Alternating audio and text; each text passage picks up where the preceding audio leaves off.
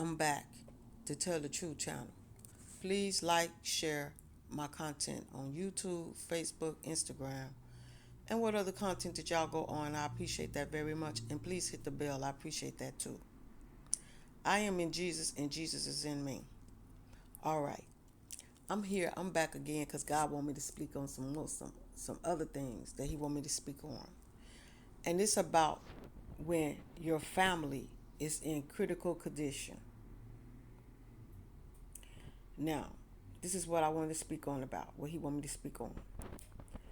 Now, when your family is in critical condition, that don't always mean that your family about to pass over. It don't always mean that. Sometimes when your family is in critical condition, that means that, God is spending time with that person right now. He's spending time with that person. He's sitting up there, him and that person is having a conversation, they talking or whatever. You know. So that's why when people go into critical conditions and they in a coma, that don't mean that their time is up. That means that God is sitting and He's talking to that person and they having a conversation. And whatever him and God is, whatever her or him, God talking about, that's between her and God, or God and him. So they having a conversation. So God would let the person know, are you ready to come home yet? And the person probably say, yes, they ready. Or they probably say, no, they not ready. So if God's sitting in there and that person is in critical condition, and they knowing that the doctors cannot survive them because the doctor trying to bring them back, but God ain't ready for them to come back because He's still talking to them. He's showing them around, letting them see how everything is up in heaven, letting them get the feel of heaven and all that stuff. And some people get up there, they don't want to come back because they like it. It's beautiful to them. It's comfortable. It's love up there. So they don't want to come back. And then some people want to come back because they miss their family. They miss their children's. They miss their grandchildren's. They're not ready to go because they figure that their family still need them, so they don't want to go. So you got to look at this. So when you in a critical position and family comes, or you send somebody, God sends somebody. It could be an animal. It could be a cat. It could be a dog. It could be a human. Whoever God sends. And that person, they in the critical condition, and I'm gonna put it like this. Like Jamie Foxx. He was in a hospital. And he probably was in critical condition. He probably thought he was finna pass over. But it was not his time. His daughter came in there, she played the guitar. That didn't have nothing to do with it. Just because she came to play that guitar. If it was his time to go, he would have left off this earth. But it was not his time. So that's why God brought him back. And it didn't have nothing to do with his daughter playing that guitar. It had something to do with God saying it was not his time, because he still got things to do down here on this earth. It's things that God want him to do. So when God bring you back, you're not just back here just to be back here. You got work to do when he bring you back. You have work to do. You don't just come back here just to come back here just to kick it and have fun and be with your family and all that. When God is ready for you, He's going to let you know, I'm ready now. So I want you to do this. I want you to do that. That be God. When He's ready for you, He's going to let you know why He's ready for you. And a lot of people knows that. They know once they come back, that God sent them back for a reason. They know that they're not just coming back just to be coming back. They know God sent them back for a reason. So it don't always have to be somebody human, like a dog or human, to come and bring you back. It ain't got nothing to do with that. It's just because God ain't ready for you to go, because you still have work to do down here. That's the way it is. It's just like the same way when I fell out the window. I shouldn't have been here. I was 5 years old when I fell out that window. And it was a high rise building that I fell out of. On the fourth floor. And it was a high rise building, and I fell out of that window. And God brought me back. He brought me back because I had work to do. And right now I'm doing the work God got me to do.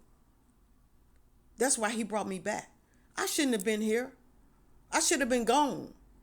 But he brought me back because it was things that he had me. He brought me back because it was things that he wanted me to do on this earth, to help the people on this earth. So when God bring you back, you have a calling. When he bringing you back, you have a calling. You're not just coming back just to be coming back. You have work to do down here. That's when he bring you back. So if you don't pass over, that means your time is not up. Your time not up. God's saying, okay, I got work for you to do. It's not your time. Come on back. But some people, when they get ready, when they in a coma, some people don't want to come back. So God takes them because they wants to stay up there. They like it. It's beautiful to them. They like it better down here. They like it better up there. They more happier up there. They rather stay up there. So they pass over. But when people don't want to go, God let them stay. Because some people want to stay here with their family. But then when God bring people back, it's because they got work to do. Because it's things that they have to do. So God tell them, no, it's not your time. I want you to go back. Because it's things I want you to do down here. Your time not up yet. So everybody have a decision they want to make. God give them a chance to make their own decision. Do you want to stay here? And people say, yeah. And then some people say, no, because my family still need me and I want to go back. And then sometimes God send people back because he have work for them to do down here. And they come back. So it don't have nothing to do with a human or a dog or a cat or whatever come to y'all. That don't have nothing to do with it. It's all God's plan. If God say he wants you here, you here. If God say he don't want you here, you're not here. That's the way it is. It's all on God's timing. Everybody have a time limit on this earth, how long you're going to be here and how long you're not going to be here.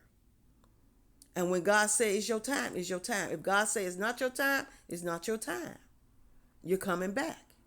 You have seen people get shot in the head and have came back. Let me give you an example. My son, him and his girlfriend, okay, they was living together, and somebody broke into their house. Okay, came in their house. Now my son was in the house and he was cooking for his family, and this man just ran into their house and started, trying to I guess the man was in the wrong house or something, and he ran into my son's house. And him and my son got to tussling and fighting because the man had the gun. And my son was fighting him, to get the gun out the man's hand. So they was fighting. They was fighting and tussling. But his girlfriend was standing right there. And the gun went off and shot her in the head. Yeah, the gun went off and shot her in the head. And when the gun shot her in the head, she went to the hospital. They said that she had the fragments still in her brain. The fragments were still in her brain, but she didn't die because it wasn't her time to go. She should have died. Them fragments should have had messed her brain up, but it didn't because God was saying it was not her time. So she should have died when that bullet hit her in her brain, but it didn't do nothing but break into fragments, and she's still alive right now today, with her children's. And that's what y'all got to look at. God do things in mysterious ways. If it's not your time, it's not your time. No matter what happened, God, if he's saying it ain't your time, it's not your time. Whatever happens and you live through it, it was not your time. And that's what he does. Now, she shouldn't have been here, but she is, because she said to herself, and she told me herself, you know what? Phyllis, I shouldn't have been here. I should have been dead. But I know God wanted me here because I shouldn't have been here. I know God got things that he want me to do on this earth because I should have been dead. I still got the fragments of bullets in my head, and I'm still speaking. I'm still talking with common sense. Because, you know, sometimes people go into a vegetable when they get shoot in the head, and they never come out of that coma. But she did. She went into that coma, and she came back out of it. She went into it, and God brought her back because it was not her time to go. It wasn't her time. And that's what he does. If it's not your time, no matter if you get shot in the head or whatever. If I done seen people that got hit by cars and still survived off of a car accident. Because it was not their time to go. Because God had bigger things for them to do down here. If it's your time, you're not going to be here. If it's your time, you're going to be here. If it's not your time, you're not going to be here. That's the way it is. It's all in God's timing. It's all in his timing. If he say that I want you here, it's things that he wants you to do. If he say that I don't want you here, then you're going home to the Lord. You're going home to him. Because it's things that he wants you to do up in heaven. It's work he got you to do. It's work that he wants you to do up there. That's why it's not your time. And that's the way he works. So when people thinking that you finna go just because you in a coma don't always mean you finna pass over. It been people in comas for a long, long time. It could be what, a year, 2 years, and come out of that coma. And they can tell you, when they come out of that coma, they can tell you that they spend time with God and what them and God talked about, what they seen up in heaven and everything. Because they done been up there all that time talking with God. And God showing them around. And then God bring them back to come back to tell y'all what they seen and what they went through up there in heaven. So it's people that have been in comas for years and come out of them comas because it don't be their time. Sometimes God wants them to come back to relay messages. That's what he does. And he do that to children too, because when children are going through things, sometimes God brings these children. Sometimes God takes these children up there, talk to these children, and then bring these children back. And these children have come back to tell y'all what they went through. Because that's what God wants them to do. He wants them to relay messages. Some of these children grow up to be preachers. Because that's what God wants them to do. To preach and tell people what they experienced when they went up there to him. People life. That's what he does. He bring people back to do his will, to do the work that he wants them to do down here, to change the world for the better, to let him know that he do exist. You just got to believe. Even if he got to use people to show to y'all that he exists, that's what he's going to do. He's going to use people to show y'all that he exists. Even if he got to take them away for a while and bring them back, that's what he does. And that's what y'all got to understand. God works in mysterious ways. Y'all might not think he do, but he does. God works in mysterious ways. And you be surprised what your family tell you when they go up there and come back and tell y'all what they have seen and experienced up there with God. And it be the truth. It be the truth. They don't be telling you a story. They tell you exactly what God tells them to tell y'all. Or they show y'all, or they tell y'all what God says, or they try to, envision the things that they seen up there to try to tell y'all what they have saw up there. Because, like I say, it's things that God got up there, like houses, cars, schools, all that up there. And when people come back and tell y'all, that's what they got. That's what he got up there. He got schools. He got cars. He got houses. He got buildings. He got everything like he says. He has a hole full of things up there in heaven. Just like he got down here, He got up there in heaven. But it's even better up there. It's even better. But he got it all. He don't just people don't just come up there and don't have nowhere to live. Wherever you ask for God down here, that's what God give you up in heaven. If you ask God for a house down here, God gonna bring that house up in heaven. That's what he does.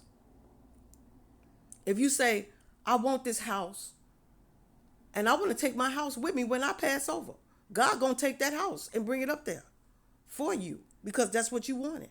So like he said, whatever you ask down here is what you get up in heaven.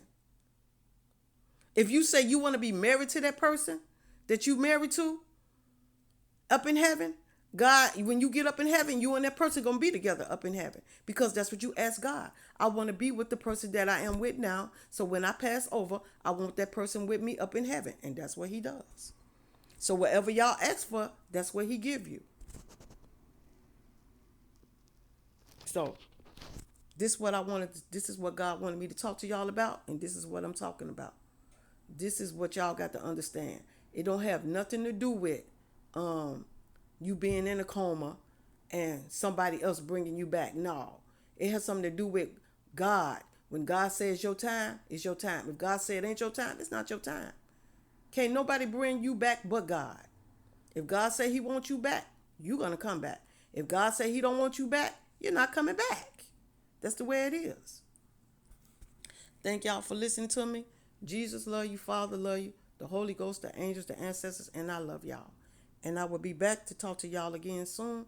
Y'all have a good day and a blessed day.